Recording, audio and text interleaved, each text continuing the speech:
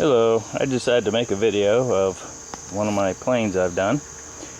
This was for my grandson for his second birthday. He's crazy about planes, so I've already made him one out of Yoohoo chocolate milk cans. This is Crush, goes with his room.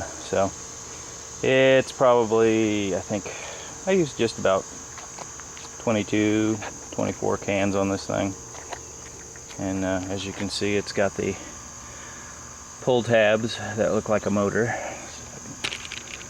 Spin it there. And I've already changed my design since I did this one. There's going to be one coming up that I'm working on. It's monster cans. And it's a lot bigger and got some different designs. So anyways, get a look at some of this. The nasty man shed back there.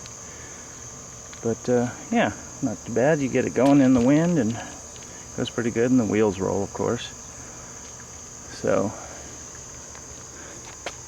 that's one. I'll get the monster one done after I get it finished. Okay, bye.